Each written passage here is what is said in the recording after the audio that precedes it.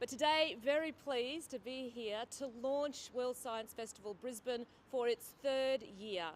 We have been so fortunate in Queensland to be able to secure this incredible festival. It has only existed in New York over the last 11 years, and we were able to secure the only World Science Festival event outside of New York, right here in Brisbane. I'm also very excited to announce today that we have been able to secure another 3 years of World Science Festival Brisbane. That enables us to continue this great work to excite people about science, to see that great collision between arts and science that really excites everybody. This year we are pleased to bring a series of vibrant and timely conversations to Brisbane, including a program bridging the gap between science and religion, as World Science Festival co-founder Brian Greene is joined by neuroscientists, philosophers, anthropologists, and evolutionary biologists in a program called The Believing Brain, Neuroscience and the Spiritual Instinct. And we are honored to pay special tribute to the late Stephen Hawking, a legendary physicist, science communicator, and a longtime friend of the World Science Festival. Queensland Museum and the folks here who run the festival are spectacular. You know, when you're a founder of something, you put your whole heart and soul into it. You have particular standards and a particular vision for what this entity stands for, and we knew immediately that the people here shared that. They shared an interest in excellence and creativity, not doing the same things that other science fairs, for instance, around the world do, but to actually do something that's global and impactful and creative.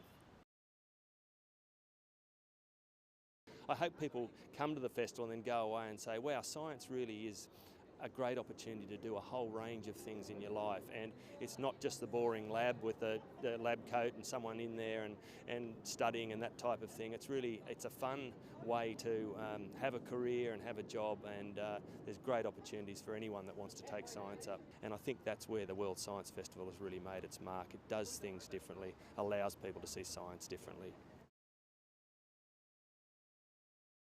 The ability for us to encourage jobs for the future around science, technology, engineering and mathematics, we know how important that is.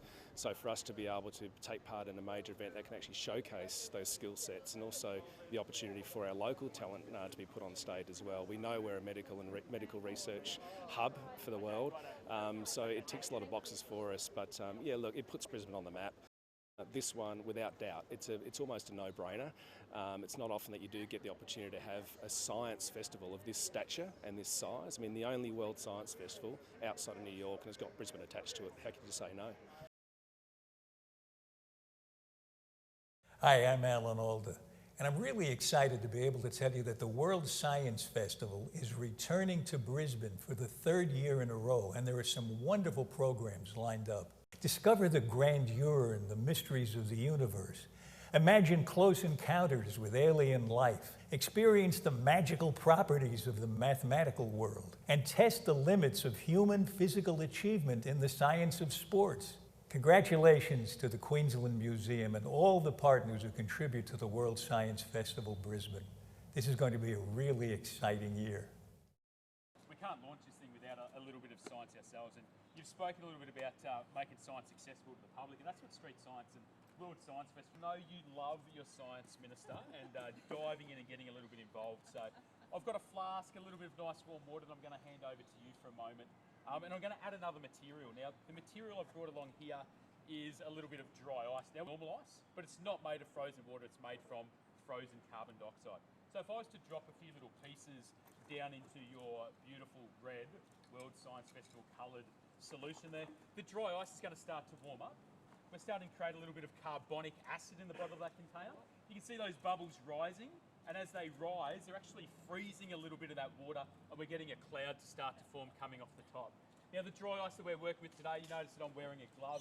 The dry ice is really, really cold. Its temperature as a solid, that is, what, 80 degrees or so down below the coldest morning here in Brizzy. So it's pretty cold.